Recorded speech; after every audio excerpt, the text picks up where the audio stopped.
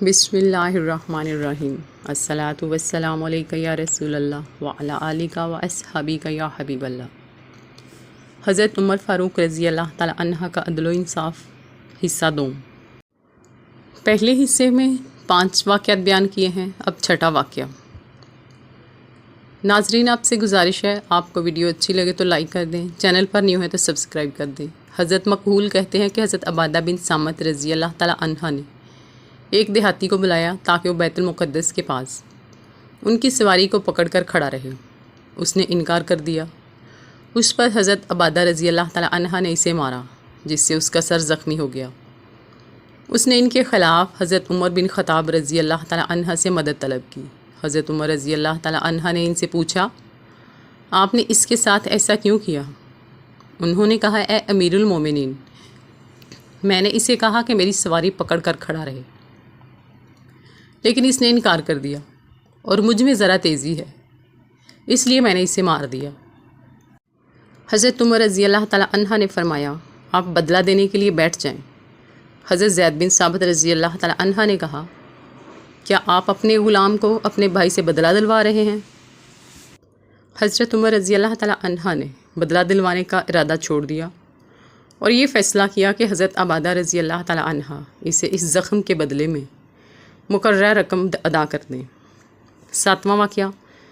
حضرت قاسم بن ابی بزہ رحمۃ اللہ علیہ کہتے ہیں، شام میں ایک مسلمان نے ایک ذمی کافر کو قتل کر دیا۔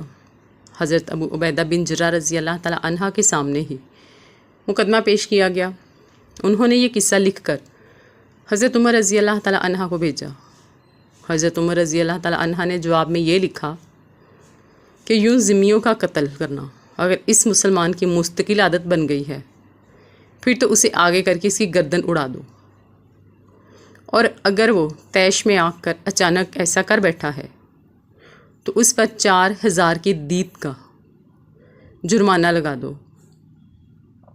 حضرت ابو سلمہ رضی اللہ تعالیٰ عنہ فرماتے ہیں، حضرت عمر رضی اللہ تعالیٰ عنہ نے فرمایا، اس ذات کی قسم جس کے قبضہ میں میری جان ہے، اگر تم میں سے کسی نے انگلی سے آسمان کی طرف اشارہ کر کے کسی مشرک کو امان دے دی، اور وہ مشرک اس وجہ سے اس مسلمان کے پاس آ گیا اور پھر مسلمان نے اسے قتل کر دیا، تو یوں دھوکہ سے قتل کرنے پر میں اس مسلمان کو ضرور قتل کروں گا۔ 8واں واقعہ۔ حضرت عبداللہ بن ابی حدد السلمی رضی اللہ تعالیٰ عنہ فرماتے ہیں کہ جب ہم حضرت عمر رضی اللہ تعالیٰ عنہ کے ساتھ دمشق کی بستی جابیہ پہنچے تو آپ رضی اللہ تعالیٰ عنہ نے ایک بوڑھے ذمی کو دیکھا کہ وہ لوگوں سے کھانا مانگ رہا ہے۔ حضرت عمر رضی اللہ تعالیٰ عنہ نے اس کے بارے میں لوگوں سے پوچھا کہ یہ کیوں مانگ رہا ہے؟ کسی نے کہا، یہ ذمی آدمی ہے جو کمزور اور بوڑھا ہو گیا ہے۔ حضرت عمر رضی اللہ تعالیٰ عنہ نے اس کے ذمے جو جزیہ تھا وہ معاف کر دیا اور فرمایا، پہلے تم نے اس پر جزیہ لگایا جسے وہ دیتا رہا، اب جب کہ وہ کمزور ہو گیا ہے تو تم نے اسے کھانا مانگنے کے لیے چھوڑ دیا ہے۔ پھر آپ رضی اللہ تعالیٰ عنہ نے اس کے لیے بیت المال میں سے 10 درہم وظیفہ مقرر کیا، اور وہ بوڑھا عیالدار آدمی تھا۔ ایک مرتبہ حضرت عمر رضی اللہ تعالیٰ عنہ کا ایک بوڑھے آدمی پر گزر ہوا جو لوگوں سے مسجدوں کے دروازوں پر مانگتا پھر رہا تھا۔ حضرت عمر رضی اللہ تعالیٰ عنہ نے فرمایا، اے ذمی، ہم نے تم سے انصاف نہیں کیا، جوانی میں تو ہم تم سے جزیہ لیتے رہے، اور بڑھاپے میں ہم نے تمہارا کوئی خیال نہ رکھا۔ پھر آپ رضی اللہ تعالیٰ عنہ نے اس کے لیے بیت المال میں سے بقدر گزارا وظیفہ جاری کر دیا۔ حضرت یزید بن ابی مالک رحمۃ اللہ علیہ کہتے ہیں کہ مسلمان جابیہ بستی میں ٹھہرے ہوئے تھے۔ حضرت عمر رضی اللہ تعالیٰ عنہ بھی ان کے ساتھ تھے۔ ایک ذمی نے آ کر حضرت عمر رضی اللہ تعالیٰ عنہ کو بتایا کہ لوگ اس کے انگوروں کے باغ پر ٹوٹ پڑے ہیں۔ چنانچہ حضرت عمر رضی اللہ تعالیٰ عنہ باہر نکلے تو ان کی اپنے ایک ساتھی سے ملاقات ہوئی جس نے اپنی ڈھال پر انگور رکھے ہوئے تھے۔ حضرت عمر رضی اللہ تعالیٰ عنہ نے ان سے فرمایا، ارے میاں تم بھی؟ اس نے کہا، اے امیر المومنین، ہمیں بہت زیادہ بھوک لگی ہوئی ہے، کھانے کا اور سامان ہے نہیں۔ یہ سن کر حضرت عمر رضی اللہ تعالیٰ عنہ واپس آ گئے اور انہوں نے یہ حکم دیا کہ اس ذمی کو اس کے انگوروں کی قیمت ادا کی جائے۔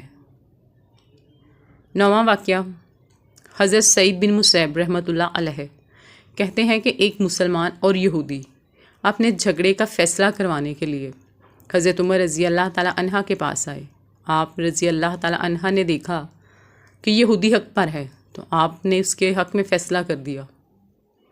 اس پر اس یہودی نے کہا، اللہ کی قسم، آپ نے حق کا فیصلہ کیا ہے۔ اس پر حضرت عمر رضی اللہ تعالیٰ عنہ نے اسے خوشی میں ہلکا سا کوڑا مارا اور فرمایا، تجھے کس طرح پتہ چلا کہ حق کیا ہوتا ہے؟ اس پر اس یہودی نے کہا کہ اللہ کی قسم، ہمیں تورات میں یہ لکھا ہوا ملتا ہے کہ جو قاضی حق کا فیصلہ کرتا ہے اس کے دائیں جانب ایک فرشتہ اور بائیں جانب ایک فرشتہ ہوتا ہے جو اسے صحیح راستہ پر چلاتے ہیں اور اسے حق بات کا الہام کرتے ہیں جب تک وہ قاضی حق کا فیصلہ کرنے کا عزم رکھتا ہے، اور جب وہ قاضی یہ عزم چھوڑ دیتا ہے تو دونوں فرشتے بھی اسے چھوڑ کر آسمان پر چڑھ جاتے ہیں۔